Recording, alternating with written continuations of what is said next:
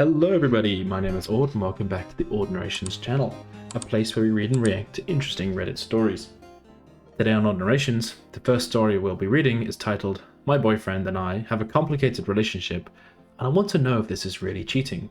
As always, if you appreciate these videos and want to see more, make sure to hit the like and subscribe, that way you won't miss out on the latest upload. Alrighty, let's make a start. The post reads, I, 48 female, was treated rudely by my boyfriend, 45 female, and disrespected. Again, so I distanced myself from him for a couple days. He didn't try to contact me. Then called me to fix stuff, I guess. Same thing happened last year. I learned he slept with someone else during those times and claimed it was because we weren't together. I feel like this is bullshit, agreed. Why do men do this? He says he wants to be with me and loves me more than anyone ever. I could really use some advice on this as I'm feeling betrayed. I think the first thing I would say is that he's using the argument and the sort of temporary the temporary separation to get away with cheating, basically. Sort of using it as a rationalization for this, where he's probably actually doing it as some sort of revenge.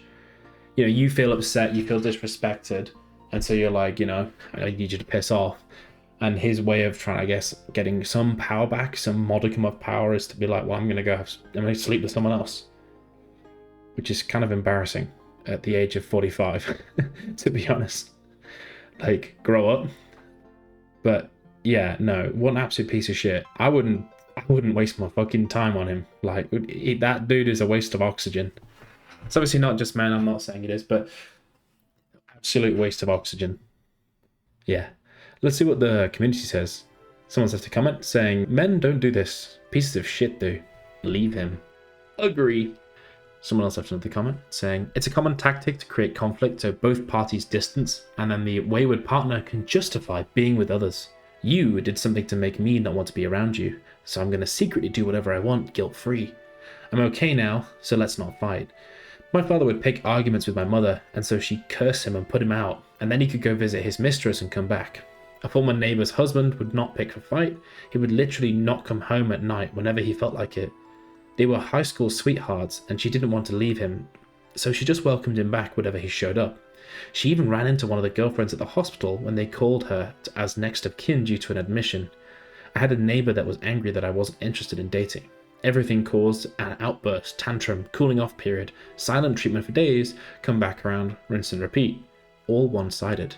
The weird part is, we never dated or were intimate, but the behaviour is the same mindset. It was only after I stopped the constant mind games that I figured out the purpose of the tantrum was to get sloshed on straight vodka and then come back around while always claiming to be sober.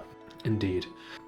Someone else left a comment saying, this is not a man thing, this is a your man thing. Okay, someone's offended. When there are no consequences applied to such betrayal such as infidelity, you get what you get. Someone who isn't afraid to do what they want because you're too fearful to do the right thing. It continues until you start respecting yourself and recognize you deserve better. I think, yeah, some of these people are offended. Obviously, OP is not talking about all men. She don't need to fucking say this. She's just venting, which I completely understand. Someone else left a comment saying, you need to dump him as he seems to be using you as a backup comfort girlfriend. Also, blaming you is a common cheater tactic. Please Google Darvo and gaslighting. Darvo is denial and reverse with a victim and offender, I think, or something along those lines. And it's all about basically the person who's actually the perpetrator pretending to be the victim and trying to gaslight you into feeling that that's the case as well, so they can get away with whatever. Someone else has left a comment saying, yeah, my ex-brother-in-law used to do this. He'd start arguments and leave when he was in for a sure thing with whatever skank was available. Then he'd use the arguments as a way to justify sleeping with her. Well, we weren't together. I left. Even though it's only ever a 48-hour thing of him leaving before he'd come back to fix things, he had done this to her for 20 years, and she stupidly believed it and stayed too. He's in his 40s. This is just who he is, and if being a doormat is on your bucket list, keep going the way you are. Good comment. Harsh, but good. Someone else left a comment saying, girl, no, this man is not worth your time. Trust that life is better without men like this. I completely agree. Someone else left a comment saying, stop betraying yourself and dump this loser. Cut contact and block him. Completely agree. Someone else left a comment saying, From experience of similar dilemmas, I might as well share what I found. There is a big difference between a partner who says they want to stay together and one who actually acts like they want to stay together.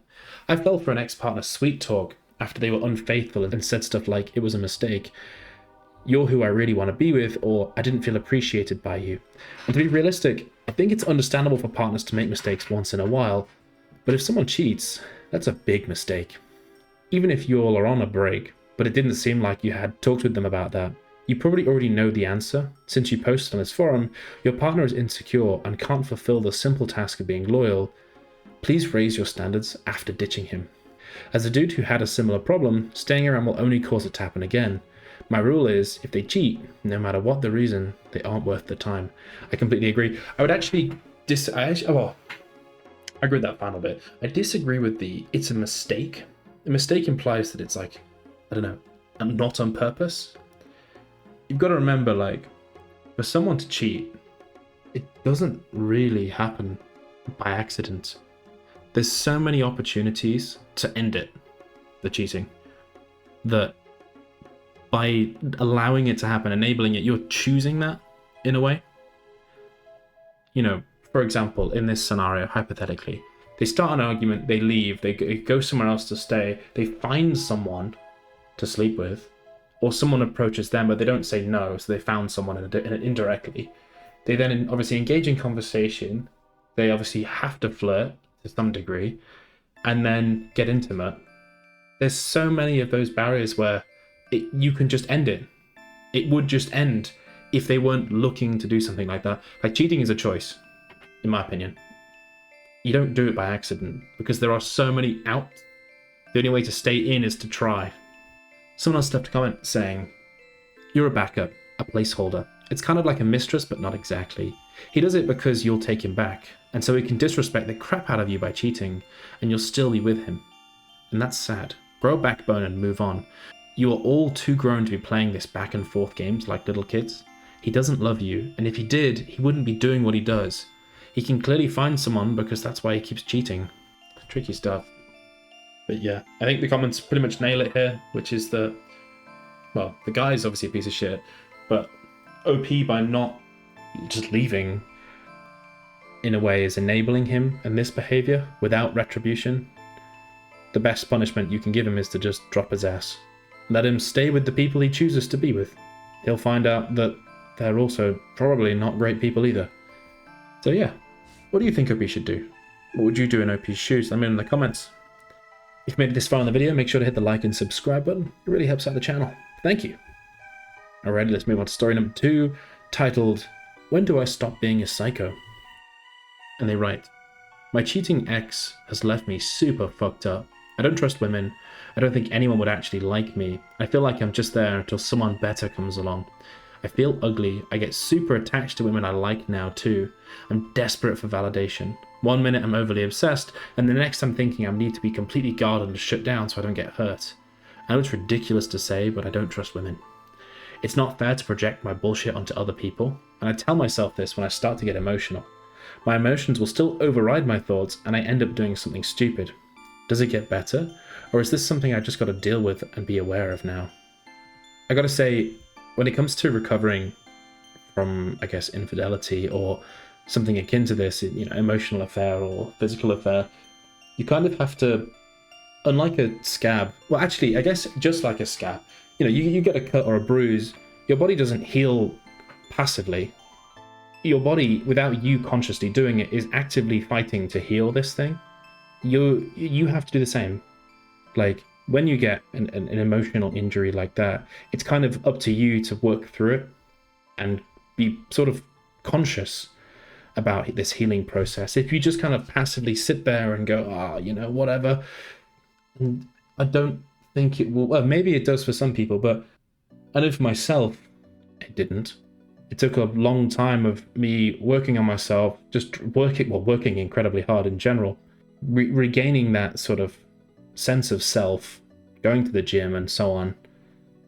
Lift heavy weight, make sad voices go away meme. It took that before I sort of remembered who I was, which sounds like a weird thing to say. And only afterwards, once I'd sort of remembered who I was I able to really move on and kind of start opening up again properly. Even now I'm very hedgy. I've still got to consciously work on it, and it's been a year and a half. But I think if you're quite passive about it, then it might take way longer, or even forever. So I'm going to give the standard advice, to be honest, here, which is gym and therapy. Look after yourself. If you want to really have an introspective moment, I guess the thing to do would be to imagine, like, write down what it is that you're feeling, almost like a script, I guess, and read through it as if it was your friend asking and saying these things. And what advice would you give them? At the end of the day, that's probably what you should be doing. You probably do know how to address this, or at least to start addressing this. It's just a question of how do I action it? And yeah, it's hard. It is hard. That writing down thing is just a framework for trying to work out, well, how could I address this? But the general things are basically just look after yourself. Be as kind to yourself as you would someone else. So go work out, show up for yourself, work hard, focus on your job, your career, try and eat healthy, get enough sleep, all of these things. Sort of regain control of your life, and then it will fade over time. But if you sit and wallow in it, you'll just be stewing in it forever. Sorry, that was very long. Alrighty, let's see what the community says. Someone left a comment saying, "It's like you explained exactly how I feel 5 years later and it's not any better." Someone else left a comment saying, "See if you can build up some friendships with women first so you get a proper sense that some of us are brilliant, some of us are okay, and some of us are hideous, just like men." Smiley face. "It's no surprise that you feel this way because you've been badly let down, but please don't give up. There are some lovely women out there who want a faithful, trustworthy man like you." Someone else left a comment saying, "Have you done therapy? Work on the wound that was opened when you were cheated on. All we can do is work on ourselves. We can't control how others see us. We can control who we give trust to. And we can control our feelings and emotions. And we can control who we give our energy to and how much of it we give away. That's not to say close off your heart, but to open it up when you're really ready. Be comfortable in your own skin and who you are." And to be honest, that third comment is exactly, I guess, what I was trying to say, maybe just worded differently. You know, you need to remember who you are outside of the relationship as a single person, as a functional adult. Regain some of that self-worth, self-esteem, and from there, the rest of it will follow. Just takes a bit of time. Alrighty, tricky stuff. What do you think OP should do? What would you do in OP's shoes? Let me know in the comments. If you made it this far in the video and you haven't hit like and subscribe, I'm sure those buttons are feeling quite lonely. Alrighty, we will have to finish there for today. Thank you very much for listening, and I will see you in the next one. Bye-bye.